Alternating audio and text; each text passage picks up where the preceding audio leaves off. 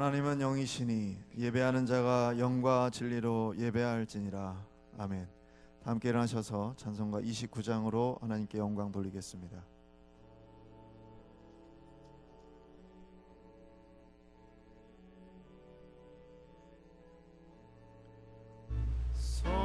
성도여 다 함께 할렐루야 아멘. 주 찬양하여라 할렐루야 아멘.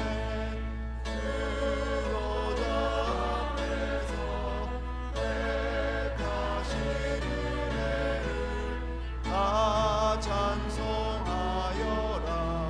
할렐루야 아멘. 만물을 열어라 할렐루야 아멘. 온 하늘 울려라 할렐루야 아멘. 인도자 되시며 친구가 되신 주 그 사랑 끝없다 할렐루야 아멘. 주 찬양하여라 할렐루야 아멘. 찬양은 끝없다 할렐루야 아멘. 거룩한 입에서 주는 종이며 늘 찬송 부르자 할렐루야 아멘. 전능하사 천지를 만드신 하나님 아버지를 내가 믿사오며 그 외아들 우리 주 예수 그리스도를 믿사오니 이는 성령으로 잉태하사 동정녀 마리아에게 나시고 본디오 빌라도에게 고난을 받으사 십자가에 못 박혀 죽으시고 장사한 지 사흘 만에 죽은 자 가운데서 다시 살아나시며 하늘에 오르사 전능하신 하나님 우편에 앉아 계시다가 저리로서 산 자와 죽은 자를 심판하러 오시리라. 성령을 믿사오며 거룩한 공예와 성도가 서로 교통하는 것과 죄를 사하여 주시는 것과 몸이 다시 사는 것과 영원히 사는 것을 믿사옵나이다. 아멘.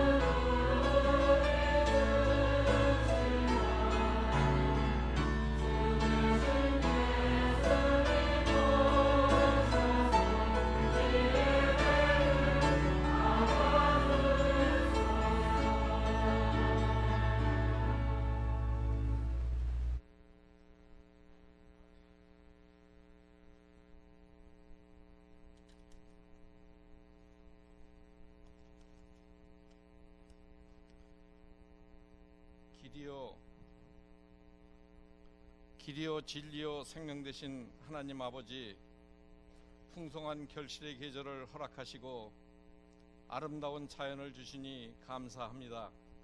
사랑의 하나님, 길을 잃고 헤매던 우리들을 주님의 빛 가운데로 인도하여 주셔서 항상 소망을 갖고 세상을 살아가게 하시니 또한 감사를 드립니다. 주님께서는 아무든지 나를 따라오려거든 자기를 부인하고 자기 십자가를 지고 나를 쫓으라고 말씀하셨지만 우리는 그 반대로 살았습니다. 자기 십자가를 부인하고 세상과 타협했으며 구별된 삶이 아니라 끝없는 욕심과 시기, 질투 등 세상에 많은 때를 묻히며 살았음을 고백합니다. 이 시간 예배에 참여한 성도들의 죄를 주님의 보혈로 씻어 주시어 주님의 주시는 말씀을 지키며 살아갈 수 있도록 도와주시옵소서. 오늘도 이 민족을 위해 기도합니다. 이 민족이 나뉜 것을 불쌍히 여겨 주시오며 복음의 기쁨을 마음껏 누리지 못하는 북한 동포들을 주님 사랑으로 이 민족을 회복시켜 주시옵고 위로하여 주시옵소서. 남과 북, 보수와 진보, 지역 갈등의 모든 문제가 하나님 사랑으로 해결되어 주님께 영광 돌리며 살아가는 민족 되게 도와주시옵소서. 오늘도 말씀 전하실 담임 목사님에게 말씀의 능력과 영권을 갑절로 허락하시어 피곤치 않게 하시고 영육간의 강건함 주시어 하나님께서 허락하신 비전을 모두 이룰 수 있도록 목회를 인도하여 주시옵소서. 예배를 돕는 손길들을 기억하시어 축복하여 주시길 원합니다. 찬양으로 영광 돌리는 찬양대 위에 하늘의 신령한 은혜로 축복하여 주시옵소서. 예배의 시종을 주님께 맡기옵고 주님 홀로 영광 받아 주실 줄 믿사오며 오늘도 다시 살아오실 우리 주 예수 그리스도의 이름으로 감사 기도드렸습니다. 아멘.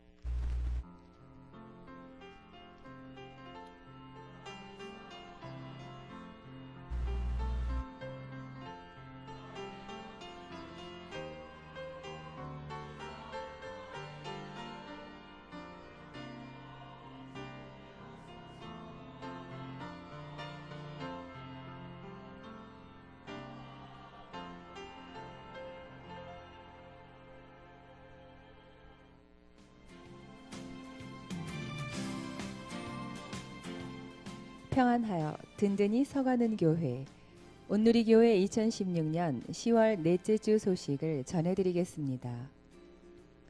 예배 안내입니다. 7인의 영성 집회가 11월 4일 금요일부터 12월 16일 금요일까지 매주 금요 심야 예배에 있으니 성도님들께서는 참석하셔서 은혜로운 시간 되시기 바랍니다. 스페로 갤러리 안내입니다. 제20회 전시 안소연 작가의 그림과 도자기 옹고이 신전이 10월 27일 목요일부터 11월 27일 주일까지 열립니다. 성도님들의 많은 관심과 관람 바랍니다.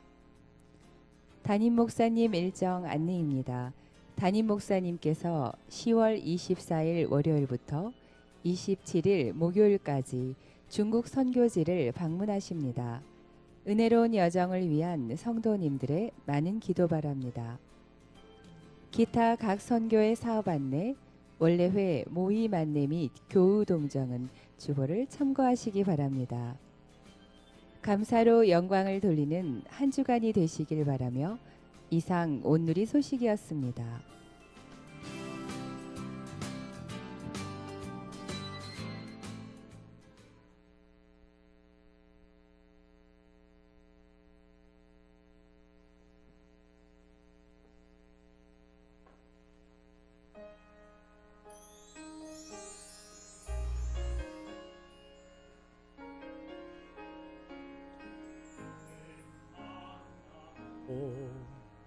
그렇게 생각했죠. 다 이해할 순 없지만 그 길을 따랐죠. 하지만 이곳 절망의 창살 안에 주 내 맘의 문을 열 때 진실을 깨닫죠.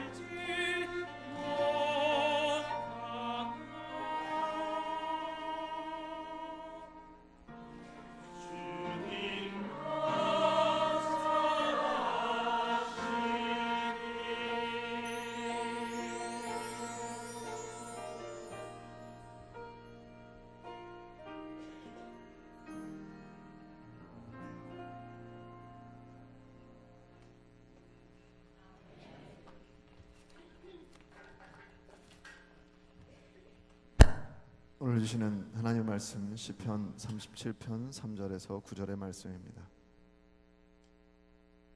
구약 826면 7면에 있습니다.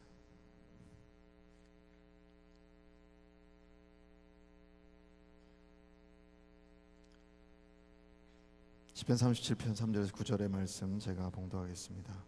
여호와를 의뢰하고 선을 행하라. 땅에 머무는 동안 그의 성실을 먹을거리로 삼을지어다. 또 여호와를 기뻐하라. 그가 내 마음의 소원을 내게 이루어 주시리로다. 내 길을 여호와께 맡기라. 그를 의지하면 그가 이루시고 내 의를 빛같이 나타내시며 내 공의를 정오의 빛같이 하시리로다. 여호와 앞에 잠잠하고 참고 기다리라. 자기 일이 형통하며 악한 꾀를 이루는 자 때문에 불평하지 말지어다. 분을 그치고 노를 버리며 불평하지 말라. 오히려 악을 만들 뿐이라. 진실로 악을 행하는 자들은 끊어질 것이나 여호와를 소망하는 자들은 땅을 차지하리로다. 이는 살아계신 하나님의 말씀입니다. 아멘. 다 함께 일어나셔서 찬송가 211장 1절 부르시면서 드리신 예물 봉헌하시겠습니다.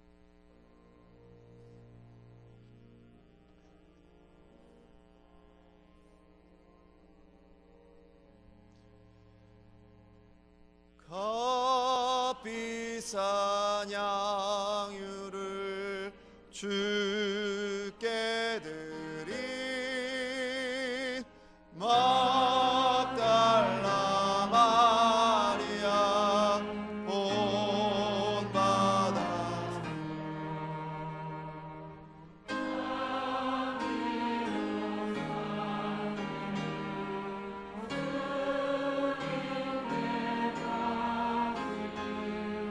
사랑의 주내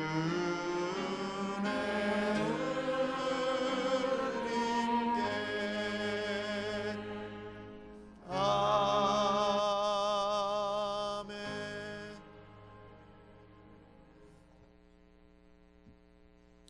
주님 감사합니다. 거룩한 주일에 오늘이 사랑하는 성도들이 은혜를 사모하면서 예배의 자리에 섰습니다. 되돌아보면 여전히 저희들은 부족한 모습이고 연약해서 넘어지고 쓰러질 때가 많이 싸우니 이 시간 주 예수 그리스도의 보혈의 능력으로 정결케 하여 주옵소서. 성령님 우리 마음과 생각 전체를 지켜주셔서 우리를 강하게 하여 주옵소서. 이 시간도 온전히 은혜를 사모하면서 적은 예물이지만 주의 전에 드려 봉헌하오니 이 예물과 더불어 성도들을 받으시옵소서. 그래야 이 땅을 살아가는 동안에 주 안에서 주와 함께 걸어가는 삶의 진정한 행복이 심령 속에 샘물처럼 솟아 넘치는 삶이 되게 하여 주옵소서. 이 시간 말씀을 들을 때에 하늘을 향하여 열린 문을 허락해 주셔서 들을 때에 깨닫고 결단하는 복된 시간 되게 하여 주옵소서. 연약한 중에서 싸우니 그 능하신 성령의 손으로 붙들어 주셔서 온전히 주의 도구로만 쓰임받는 시간 되게 하여 주옵소서.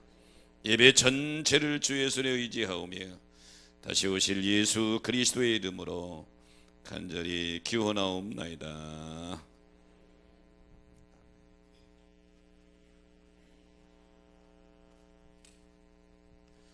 새로 등록하신 분을 소개합니다. 박순종 권사님이 인도했네요. 김정희 성도님 손만 들어주실까요? 김정희 성도님.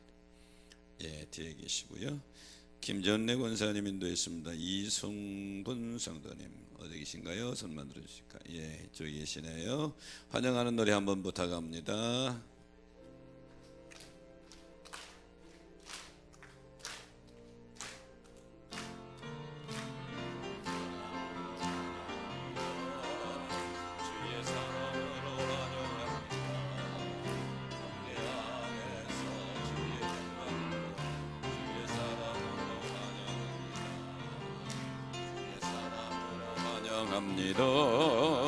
주의 사랑으로 사랑합니다. 자매 안에서 주의 영광을 보내 주의 사랑으로 환영합니다. 환영합니다. 우리가 이 세상을 살아가다 보면 전능하신 하나님이 이 세상을 창조하셨다고 그러는데 왜 이 세상이 이렇게 공평하지 않은가 이런 생각을 할 때가 있죠. 왜 착하게 사는 사람에게 어려운 고난이 계속되고 내가 볼 때는 저 사람은 악하게 사는 것 같은데 일이 잘 되는가, 이런 일들이 우리 주변에 일어나는 것을 보면서 성도들의 삶에 고민이 생길 때가 많습니다. 그래서 이런 성도의 고민을 해결하려고 책을 쓴 사람이 있는데 불공평한 세상 공평하신 하나님, 이런 책이 나왔어요.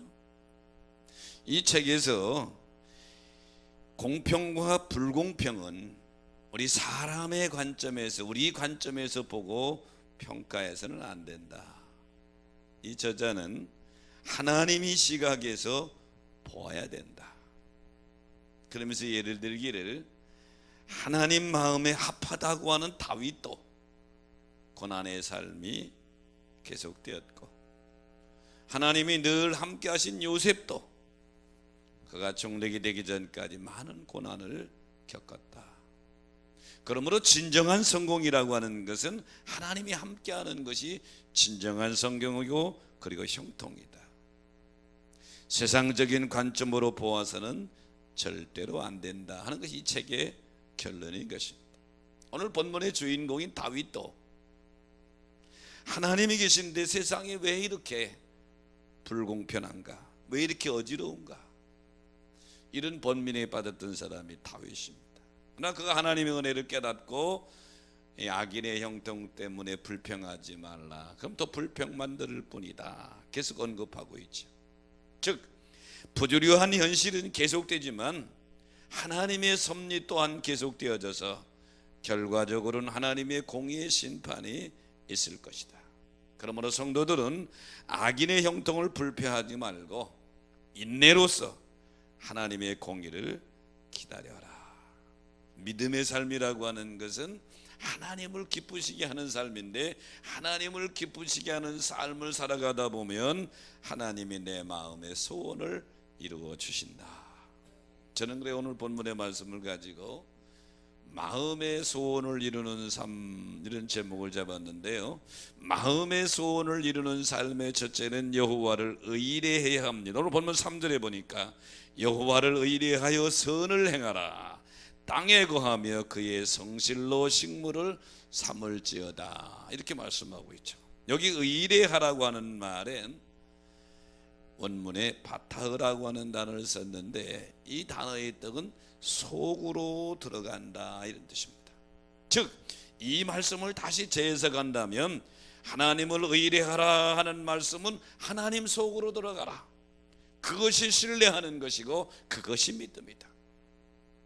사랑하는 여러분, 믿음은 하나님 속으로 들어가는 것입니다. 하나님을 의지한다고 하는 것은 하나님 속으로 들어가는 거예요. 그래서 예수님께서도 나는 포도나무에 너희는 가지니 너희가 가지가 포도나무에 붙어 있으면 저절로 열매를 맺으리라. 그러면서 너희가 내 안에 내가 너희 안에 있으면 무엇이든지 원하는 대로 구하라, 이렇게 말씀하시죠. 오늘 이 예배에 참여한 여러분, 하나님을 의뢰하는 믿음은 하나님 속으로 들어가는 거예요. 할렐루야. 하나님 안으로 들어가는 것인 줄로 믿습니다. 그래서 시편 115편 9절에 보면 이스라엘아 여호와를 의지하라, 그는 너의 도움이시여 너의 방패시로다. 여기도 의지하라고 하는 말은 하나님 안으로 들어가라. 그럼 하나님이 너희 방패, 너희 요새가 되어주시고 너희 도움이 되어주실 것이다. 하나님 안으로 들어가는 여러분 되시기 바랍니다. 시편 125편 1절에도 여호와를 의지하는 자는 시온산이 흔들리지 않고 영원히 있음 같도다. 하나님 안으로 들어가는 자는 하나님이 그를 붙들어 주시니 시온산이 흔들리지 않는 것 같아 옆에 있는 계항산이 흔들리지 않는 것처럼 하나님 안으로 들어가는 자, 이게 바로 믿음이다 이 말이죠. 잠언 3장 5절에 보면 너는 마음을 다하여 여호와를 신뢰하고 내 명철을 의지하지 말라. 그러므로 사랑하는 여러분, 하나님 안으로 들어가는, 하나님을 온전히 신뢰하는 모습을 통해서 하나님 마음에 합한 자가 되시기를 축원합니다. 이럴 때에 하나님이 그 마음의 소원을 이루어 주신다, 이렇게 약속하신 것이죠. 사무엘상 14장에 보면 요나단이 블레셋 적진으로 돌진하는 모습을 보게 됩니다. 배경은 이스라엘과 블레셋이 대치하고 있는데 상황적으로 이스라엘이 불리합니다. 군인도 부족하고요, 병기도 부족합니다. 그런데 요나단이 자기 무기든 자, 즉 경호실장 보고 적진으로 들어가자. 특공대 1개 소대가 들어가는 게 아니에요. 1개 분대가 들어가는 것이 아니라 자기 경호실장하고 딱 단둘이 들어가자는 거예요. 계획된 작전도 아닙니다. 아군에게 알리는 작전도 아니라 비밀 작전이에요. 그렇기 때문에 뒤에 후속 지원도 받을 수 없는 말도 안 되는 작전을 지금 요나단이 하고 있는 거예요. 이유는 사무엘상 14장 6절에 보니까 요나단의 마음을 읽을 수 있는데 여호와의 구원은 사람이 많고 적음에 달리지 않았다. 여호와께서 우리와 함께 하시면 이길 수 있다. 이것이 요나단이 가지고 있는 계획인 것입니다. 요나단은 하나님이 어떤 분인지를 분명히 알고 있단 말이죠. 하나님이 우리와 함께하면 너와 나 단둘이 들어가도 이 전쟁은 이긴다. 이게 요나단의 생각이에요. 온전히 하나님을 의지했던 요나단의 믿음, 전술도 아니고 작전 계획도 아니고 기술도 아닙니다. 온전히 하나님을 신뢰하고 하나님 안으로 들어간 요나단의 이 믿음이 그 전쟁을 승리로 이끌게 된 줄 믿으시기 바랍니다. 믿음은 뭐냐? 신뢰함인데, 신뢰함이라고 하는 건 뭐냐? 하나님 안으로 들어가는 것이다. 제가 내일 산동성을 가는데요, 애국을 갈 때마다 비행기를 타죠. 그때마다 그런 생각이 들어요. 이 비행기 제대로 갈까? 이런 생각이 들지요. 그래도 교통수단 중에 제일 안전한 게 그래도 비행기예요. 확률적으로 보면. 그 안에 사람들이 잠을 잡니다.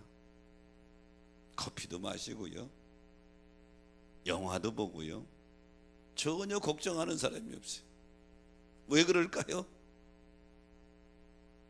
비행기와 조종사와 모든 것을 신뢰하기 때문에 하늘을 날고 있는 비행기 안에서 잠도 자고 책도 보고 영화도 보고 그러는 것이죠. 하나님을 의뢰한다 하는 말씀, 오늘 본문 말씀 그대로 원어적인 의미를 해석한다면 하나님 속으로 들어간다. 하나님 속으로 들어가면 하나님이 나의 보호자가 되시고 하나님이 나의 요새가 되시며 하나님이 대신 싸워 주실 줄로 믿습니다. 그러므로 사랑하는 여러분, 하나님을 온전히 신뢰함으로 하나님을 기쁘시게 해서 하나님이 여러분의 마음의 소원까지 이루어 주시는 축복을 경험하시기를 축복합니다. 지난 9월에 영국 데일리 메일지에서 감동적인 기사를 영상과 함께 실었어요. 미국 플로리다에 사는 데이비드라고 하는 아빠와 그의 딸 가브리엘라입니다. 이 가브리엘라가 친딸이 아니고 가브리엘라에게 데이비드는 양아버지죠. 즉 사실 가족에서 법정 가족이 되는 가정을 소개를 했는데요, 이 딸 가브리엘라가 아빠 데이비드 생일에 생일 선물했는데 가방 하나를 선물해서 아빠 생일 선물이요 하고 주었어요. 아빠 데이비드가 딸한테 생일 선물 받으니까 너무 좋아서 어쩔 줄 모르면서 생일 선물 귀한 것이 들어있으리라고 생각하고 가방을 열었는데 가방에는 선물이 없고 골펜 한 자루하고 서류 뭉치만 가득 있는 겁니다. 그 서류 뭉치를 자세히 봤더니 성인 입양 신청 서류예요. 데이비드하고 이 딸 가브리엘라는 한 집에서 살고 있으면서도 성이 달라요. 왜? 엄마가 13년 전에 이혼해서 지금 양아버지인 데이비드와 재혼을 했는데, 성이 갖게 되는 법적 가족이 되려면 가브리엘라의 친부가 동의를 해줘야 되는데 동의를 안 해주는 거예요. 근데 가브리엘라가 만 18세 이상 성인이 돼가지고 친부의 동의가 필요 없는 상황이 된 거예요. 그러니까 자기 아빠 데이비드의 생기를 기다렸다가 자기를 딸로, 사실적으로는 가족으로 살지만 법적 가족으로 자기를 받아달라고 성인 입양 신청서를 가방에 넣어가지고 그걸 생일 선물로 데이비드에게 준 거예요. 데이비드가 눈물을 글썽글썽 하면서 가브리엘라, 너는 정말 모를 거야, 정말 모를 거야, 내가 지금 얼마나 기쁜지. 이때 가브리엘라 그러지요. 저는 아빠가 저를 입양해 주셨으면 좋겠어요. 하지만 아니라고 말씀하셔도 돼요. 가브리엘라는 13년 동안 지난 어렸을 때에 자기 양아버지가 자기를 얼마나 아끼고 사랑하는 것을 경험하고 살았기 때문에 내 남은 인생을 아빠가 더 좀 보호해 주시고 책임져 주세요. 그래서 이제 사실 결혼이지만 법적으로도 나를 가족으로 인정받아 주세요, 딸로 받아 주세요 그러면서 입양 신청서를 낸 것이죠. 성도의 믿음이라고 하는 것은 이와 같은 거예요. 하나님이 나의 전능하신 아버지고 내 하나님이고 나의 영원하신 구주인 것을 내가 확실히 믿는다면 그분에게 나의 인생을 맡기고 그분 안으로 들어가는 것, 이것이 의뢰하는 것이고 이것이 신뢰하는 것이고 이것이 믿음인 줄로 믿습니다. 그럼 오늘 이 예배에 참여한 여러분, 여호와를 온전히 신뢰함으로 하나님을 기쁘시기 위해서 여러분의 마음의 소원이 이루어지는 축복을 경험하시기를 주의 이름으로 축복합니다.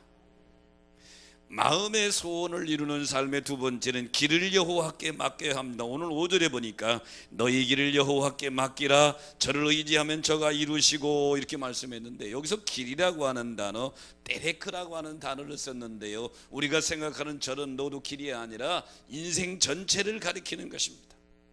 맡기라고 하는 단어는 깔라라는 단어를 썼는데요, 위탁한다는 뜻입니다. 다시 말하면 내가 지고 있는 짐을 누구인가 맡기는 것. 그러면 너희 길을 여호와께 맡기라 하는 이 말씀의 의미는 내 인생의 많은 짐을 하나님께 맡기는 것, 이게 하나님을 기쁘시게 하는 것이죠. 우리 주님이 이렇게 말씀하셨어요. 마태복음 11장 28절에 수고하고 무거운 짐진 자들아 다 내게로 오라, 내가 너희를 쉬게 하랴. 짐진 자들 다 와서 나한테 짐을 맡기라는 거예요. 그리하면 이루신다. 이루신다는 말은 야하세라는 단어를 썼는데요, 일하다는 단어입니다. 우리가 내 인생의 짐을 하나님께 맡기면 주님은 그 짐을 붙잡으시고 주님이 그 일에 개입하시고 일하시기를 시작하신다, 그런 얘기죠. 오늘 이 예배에 참여한 여러분, 성도는 하나님을 신뢰하고 자신의 짐을 하나님께 맡기는 것, 이것이 믿음인 줄로 믿습니다. 그래서 시편 55편 22절에 보니까 내 짐을 여호와께 맡기라, 명령형을 써 내 짐을 여호와께 맡기라, 그가 너를 붙드신다. 하나님이 여러분을 붙들어 주시길 원하시면 아멘 합시다. 그러면 맡겨야 되는 것이죠. 하나님이 여러분의 사업을 붙들어 주길 원하시면 맡기시기 바랍니다. 하나님이 여러분 가정을 붙들어 주길 원하시면 맡기시기 바랍니다. 잠언 16장 3절에 보니까 너희 행사를 여호와께 맡기라, 그러면 네 경영하는 것을 이루어 주리라. 베드로전서 5장 7절에 보니까 너희 염려를 조금 아니라 몽땅 다 주께 맡겨라, 그러면 그가 너희를 돌보시리라. 하나님이 돌봐주시길 원하시면 아멘 합시다. 하나님이 돌봐주시길 원하면 맡기라는 거예요. 길을 여호와께 맡겨 하나님을 기쁘시게 하는 여러분 되시기를 주의 이름으로 축원합니다. 사도행전 16장에 보면 바울의 제2차 전도 여행이 나옵니다. 바울의 제2차 전도 여행의 계획이 잡기는 아시아로 가려고 그랬습니다. 근데 예수의 영적 성령님이 계속 막는 거예요. 그로 가려고 막고 계속 못 가고 해서 이거 무슨 일이야 고민하고 있는데 밤에 환상 중에 마게도니아 사람 나타 이루 건너와서 우리를 도우라 환상을 봅니다. 바울은 하나님의 뜻이 아시아가 아니라 유럽이로구나. 그래서 자기의 계획과 생각 전체를 내려놓고 그리고 마게도니아 지역 첫 성인 빌립보 성으로 가서 유럽에서 제일 처음 교회인 빌립보 교회가 세워지는 모습을 보는데요, 이 부분에 대해서 세번역의 사도행전 16장 10절에는 이렇게 번역합니다. 하나님께서 부르신 것이라고 확신했기 때문이다. 환상을 보고 하나님께서 나를 마게도니아 지역으로 불렀다고 하는 확신 때문에 자기의 계획 아시아로 가려고 하는 계획을 내려놓은 것이죠. 바울은 하나님의 인도하심이 자기의 지식과 경험보다 더 중요시해서 그것을 최우선시한 것이죠. 우리의 삶도 바울과 같이 하나님이 이끄심에 맡기는 것이 믿음인 줄 믿으시기 바랍니다. 바울처럼 내 생각을 내려놓고 하나님이 이끄심을 따라가는 삶, 이게 믿음이에요. 우리는 미래의 일을 모릅니다. 내년에 어떤 일이 일어날지, 아니면 내일 어떤 일이 일어날지 미래의 일을 전혀 모릅니다. 하지만 우리 전능하신 하나님은 내 인생이 시작도 하시고 과정도 하시고 끝도 아시는 줄로 믿습니다. 인류의 모든 과정 생사화복을 주관하신 분이 하나님인 걸 인정하시면 아멘 합시다. 그러면 가장 지혜로운 사람은 하나님의 이끄심에 자기를 맡기는 거예요. 이것이 가장 안전하고 가장 선한 길이고 가장 승리하는 길인 줄 믿기 때문인 줄로 믿습니다. 에드워드 3세 때 영국의 한 가난한 고아의 모습입니다. 너무 집이 가난해서 무역상의 집에 점원으로 취직해서 일합니다. 워낙 부지런하고 착해서 열심히 일하니까 주인으로부터 주변 사람들로부터 아주 사랑을 받습니다. 어느 날 무역상의 주인이 무어인의 나라로 무역하러 간다는 소식을 들었어요. 무어인의 나라는 당시 아라비아인에 대해서 유럽 사람들이 그렇게 불렀어요. 주인이 큰 상선이 있는데 무어인의 나라로 무역하러 가니까 배가 없는 상인들이 짐을 다 그 주인에게 맡겨 위탁하는 겁니다. 그럼 가서 팔아가지고 와가지고 일정 부분 이렇게 수수료를 떼고 그 주인에게 주는 게 그 당시에 무역의 과정이었어요. 그런데 이 점원도 뭔가는 주인에게 맡기고 싶은데 가지고 있는 게 없어. 그런데 애지중지 자기가 키우고 돌보고 친구 같은 이 암고양이 한 마리를 주인에게 맡깁니다. 왜냐하면 그 배에는 쥐가 많다는 소식을 듣고 좀 돌보라고 주인에게 가장 소중한 것을 맡기는 거예요. 이 배가 가다가 파도를 만나 풍랑을 만나서 난파 직전에 어느 한 섬에 도착하게 됩니다. 그런데 그것이 우연치도 그 무어인의 나라의 한 섬입니다. 상륙해서 그 섬의 오항한테 아주 극진한 대접을 받는데 진수성찬을 차려놓고 산의 진미가 가득 차서 선원들 모두가 대접을 받는데 먹으려고 그러는데 쥐 몇 마리가 나타나가지고 막 산의 진미를 먼저 저들이 다니면서 먹는 거예요. 선장이 깜짝 놀라서 이거 웬일, 왜 쥐를 안 잡느냐 그러니까 저놈의 쥐 때문에 골치 아파 죽겠다고 어떻게 쥐를 잡느냐, 저렇게 빠른데 어떻게 잡느냐고. 고양이를 키우라. 근데 이 섬에는 고양이가 없어. 고양이가 뭐냐고. 그래서 그러냐고. 배에서 그 점원이 맡긴 고양이를 가져와라. 갖다 놓으니까 고양이가 쥐를 얼마나 잘 잡는지 왕이 눈이 휘둥, 저거는 우리한테 팔으라고. 돈은 얼마든지 줄 테니까 우리한테 팔으라고. 고양이를 비싸게 팔았대. 배가 런던에 도착해서 고양이 반감을 이 선원에게 주고, 이 고아 선원, 고아 이 점원은 아주 부자가 돼서 후에 그 주인 딸하고 결혼하고, 후에 런던 시장이 되고 힐팅턴 대학을 세우고 자선 사업을 하던 시대의 르네상스 시대의 전형적인 상인인 리처드 힐팅턴 경에 대한 실화의 얘기입니다. 여기서 고아 점원이 자기가 가지고 있는 유일한 재산을 자기 주인에게 맡기는 것, 이것이 바로 믿음의 한 과정과 똑같은 것이죠. 우리도 우리의 소망을 이루고 마음을 이루기 위해서는 내가 전적으로 의지하고 신뢰하는 하나님께 나를 맡기는 것, 이게 믿음인 줄 믿으시기 바랍니다. 이게 바로 믿음인 것이죠.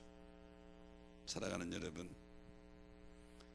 여러분의 인생길 전체를 하나님의 손에 맡기는 믿음이 여러분에게 있어지시기를 주의 이름으로 축복합니다. 마음의 소원을 이루는 삶의 세 번째는 여호와 앞에 참고 기다린다. 오늘 7절에 보니까 여호와 앞에 잠잠하고 참아 기다리라. 여기 잠잠하고 하는 말은 단어를 똠이라는 단어를 썼는데요, 침묵하다, 조용히 하다 이런 뜻인데, 어떤 어려운 일이 왔을 때 그것을 포기하라는 얘기가 아니고 의심을 하나님께 대한 전적인 믿음으로 대치하라. 왜냐하면 하나님이 개입하시면 해결될 수 있기 때문인 줄 믿으시기 바랍니다. 여기 참아 기다리라고 하는 단어의 홀이라는 단어는 춤추다, 몸부림치다 그런 뜻인데, 이 단어가 몸부림치는데 왜 몸부림치느냐, 마치 산모가 아이를 출산하려고 고통 중에서 인내하면서 몸부림치는 때 이 단어를 쓴 거예요. 그러면 이 기다림은 산모가 그냥 절망 중에서 고통을 참느냐고 몸부림치는 게 아니에요. 내가 이 고통만 좀 참으면, 이것만 좀 참고 인내하면 조금 후에 사랑하는 아들이, 사랑하는 딸이 태어나서 그걸 바라보면서, 그 소망을 바라보면서 산모가 고통 중에 인내하는 단어가 이 단어인 거예요. 성도들의 믿음의 길을 걸어가면서 우리가 인내하는 것은 그냥 무조건 참는 게 아니에요. 이 인내의 과정을 넘으면 하나님께서 나에게 엄청난 것으로도 주시고, 또 나에게 모든 기대도 이루어 주시는 하나님의 놀라운 섭리와 축복을 바라보면서 인내하는 줄 믿으시기 바랍니다. 시편 46편 10절에 보면 너희는 가만히 있어 내가 하나님 됨을 알지어다. 너무 서둘지 말라는 거예요. 좀 인내 좀 하라는 거예요. 이스라엘 백성이 출애굽에서 가나안으로 가는 중에 첫 번째 난관 홍해바다를 만났어요. 뒤에 국군대가, 정예군대가 잡으려고 쫓아옵니다. 사람의 생각으로는 틀림없이 죽었어요. 이제 망했어요. 앞뒤 다 봐도 길이 없어요. 모세를 원망하고 하나님을 원망하고 막 떠들을 때 모세가 그들에게 한 말이 있어요. 출애굽기 14장 14절에 보니까 여호와께서 너희를 위해 싸우시리니 너 좀 가만히 있어라. 이때 모세의 말이 가만히 있으라는 말은 그냥 참으라는 얘기가 아니에요. 하나님이 일에 대해서 개입하시고 새로운 길을 계획하실 테니 좀 더 참자, 그런 얘기죠. 그러므로 사랑하는 여러분,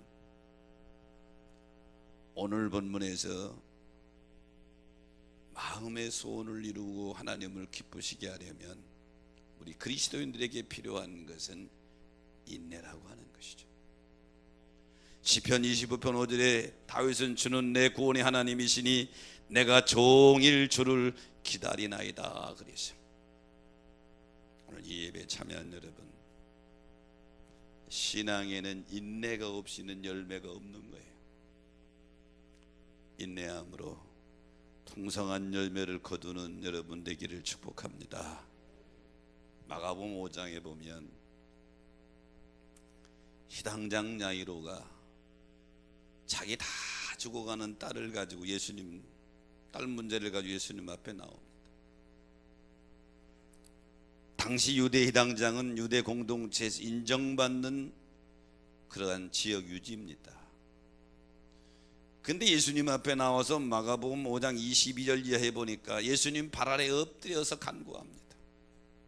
마치 노예가 종이 주인 앞에 엎드리는 것처럼 엎드려서 간구하니까 예수님께서 그래 가자고 야이로의 집으로 갑니다.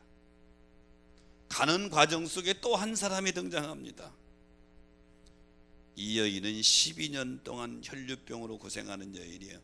혈류병은 하혈하는 병입니다. 12년 동안 하혈했으니 얼굴이 창백했을 것이고 의사 선생님 약 좋다고 하는 거 다 썼지만 방법이 없어 지금 몸이 점점 쇠약해진 여인. 그런데 소식을 들은 거예요. 나사렛 예수는 죽은 사람도 살렸다고 그러더라. 나사렛 예수는 바다 위도 걸으셨대. 이 여인에게 믿음이 생겼습니다. 내가 예수님 앞에 정면으로 가서 나를 고쳐달라고 하는 형편은 안 되니까 내가 예수님 뒤에 가서 옷자락만 만져도 내 병이 나을 거다. 이 믿음이 생긴 거예요. 그래서 있는 힘을 다해서 사람들을 해치고 야이로의 집으로 가시는 예수님 뒤에 옷자락을 만진 거예요. 성경은 뭐라고 그랬어요? 그 즉시 여인의 혈류의 근원이 말랐다고 그랬어요. 예수님이 가다가 발걸음 멈추십니다. 누가 내 옷에 손을 댔느냐? 제자들이 선생님 누가 대기뇨? 사람 많아서 이렇게 저렇게 부딪혔지. 아니다. 예수님은 자기 능력이 나간 것을 아시죠. 이때 여인이 더 이상 숨길 수가 없어서 와서 이실직고하지요. 예수님이 가라, 네 믿음이 너를 구원했느니라. 이 12년 동안 혈류증으로 앓던 여인이 낫는 사건을 통해서 이 과정이 진행되는 것 동안에 시간이 지체돼 가지고 야이로의 딸 예수님 도착하기 전에 죽은 거예요. 그래서 마가복음 5장 35절에 보니까 그 집에서 사람이 와가지고 당신이 딸이 죽었나이다. 이제 더 이상 선생님 괴롭게 하지 마십시오. 죽었어요.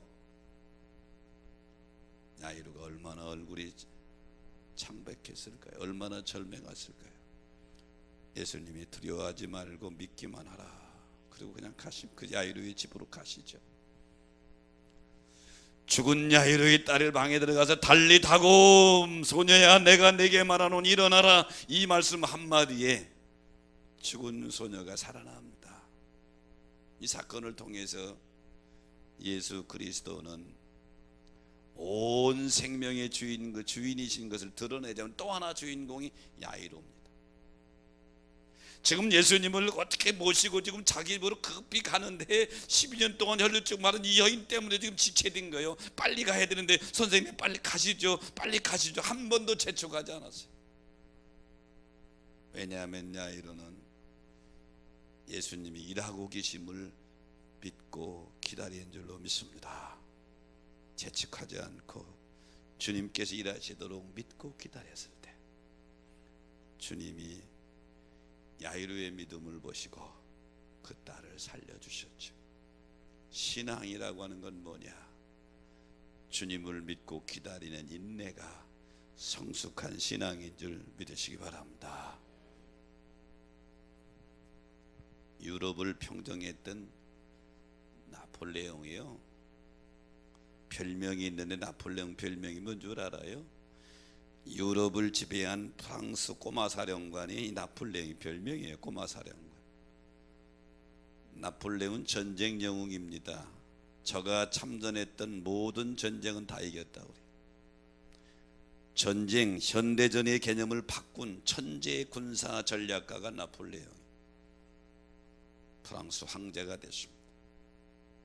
그런데요, 나폴레옹은 프랑스 정치 중심에 설 수 있는 그런 가문의 사람이 아니에요. 원래 정통 프랑스인이 아닙니다.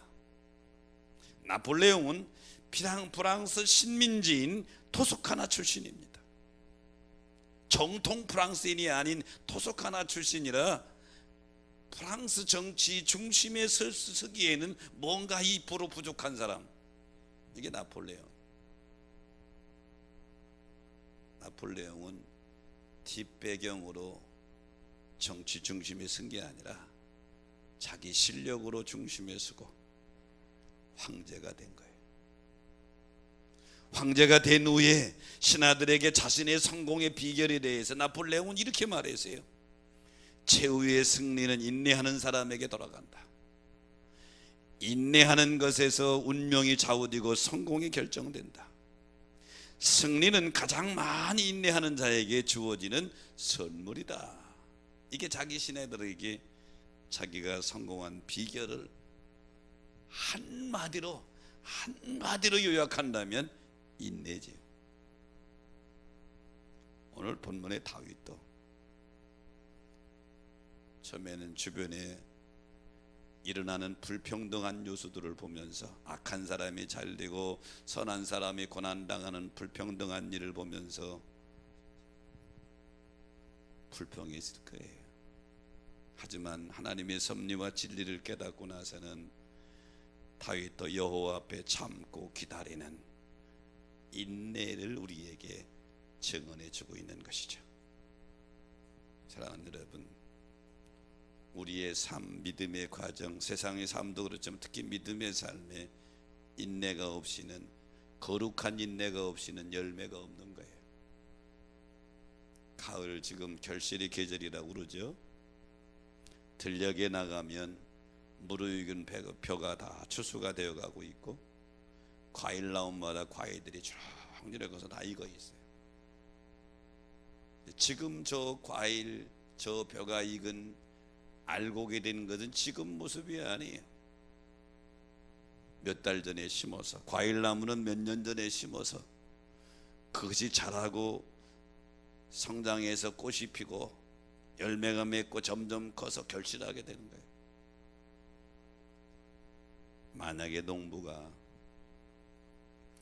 사과나무가 잎이 피고 꽃이 피는 것을 보고 야, 사과 따겠다, 사과가 열었어요. 대추맞게 자랐는데 아이고 빨리 따, 이거 했는데 그때 딴다면 그 열매가 되겠어요? 먹지도 못하죠. 이건 사과 먹지도 못하네. 그때 사과나무를 베어버린다면 그 농부가 성공한 농부가 되겠어요? 자랄 때까지 기다려야 되죠.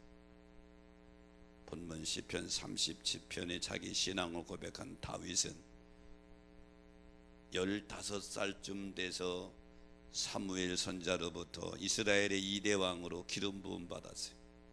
하나님이 인정하는 왕이에요. 그런데 실제 왕이 된 것은 15년에서 30살에 됐어요.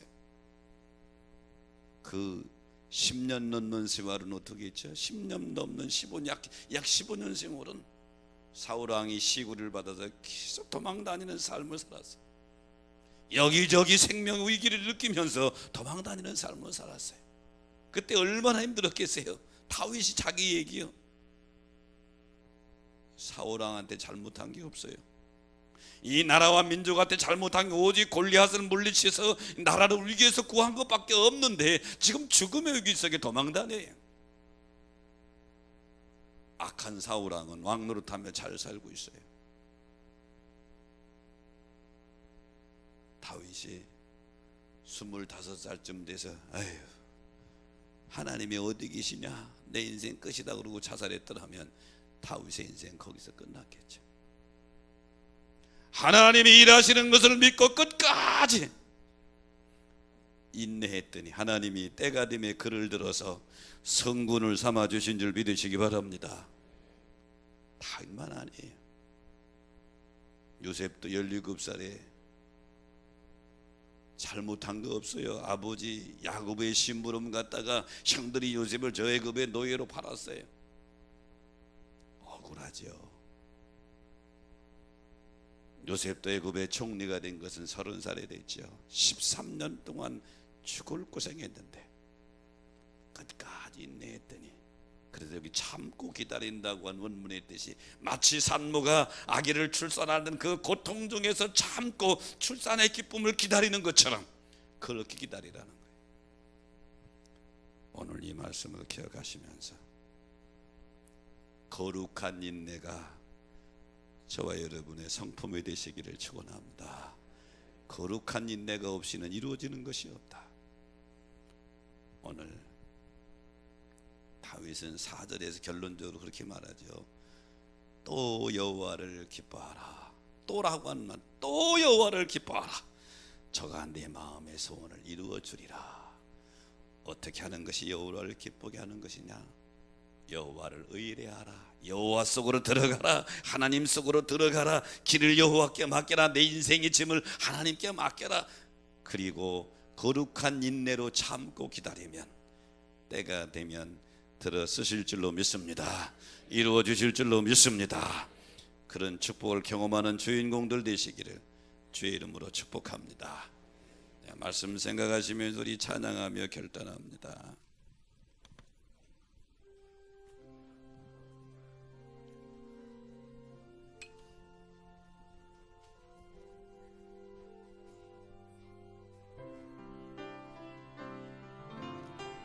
하나님 한 번도 나를 실망시킨 적 없으시고 언제나 공평과 은혜로 나를 지키셨네. 오신실하신 주, 오신실하신 주, 내 너를 떠나지도 않으리라. 내 너를 버리지도 않으리라. 약속하셨던 주님, 그 약속을 지키사 이후로도 영원토록 나를 지키시리라 확신하네. 지나온 모든 세월들 돌아보아도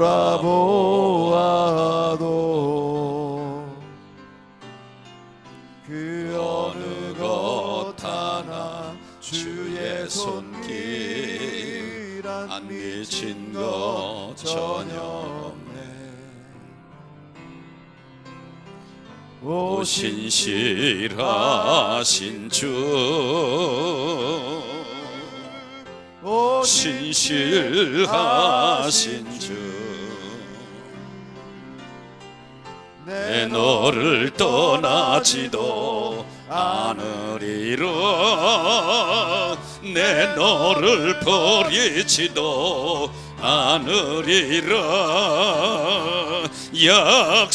약속하셨던 주님, 그 약속을 지키사 이후로도 영원토록 나를 지키시리라 확신하네. 오신실하신 주, 오신실하신 주, 오신실하신 주, 내 너를 떠나지도 않으리라. 내 너를 버리지도 않으리라. 약속하셨던 주님, 그 약속을 지키사 이후로도 영원토록 나를 지키시리라 확신하네. 이후로도 영원토록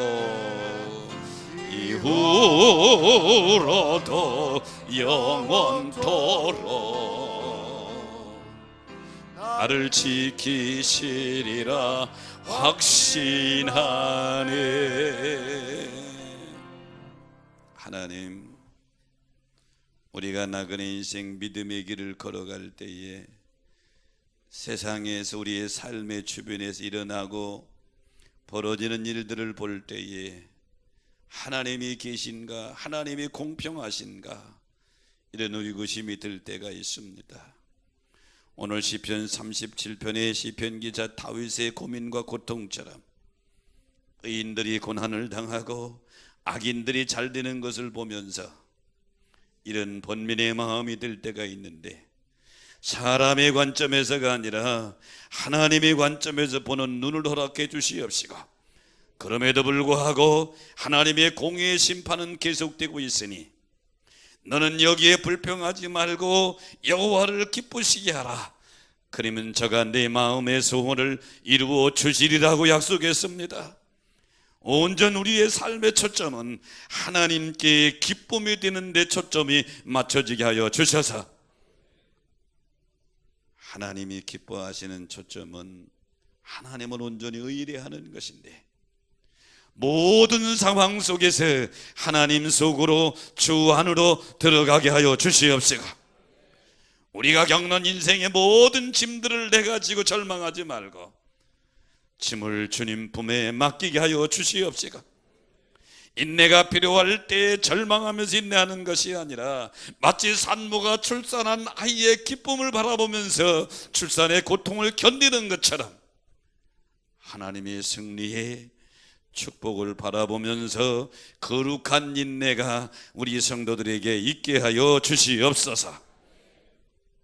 지금은 우리 구주 예수 그리스도의 은혜와 하늘 아버지의 크신 사랑하심과 성령님의 감동 감화 역사 축복하심이 오늘 주 앞에 나와 예배드리고 선한 결단하고 돌아가는 성도들에게 영원토록 함께할지어다. 아멘.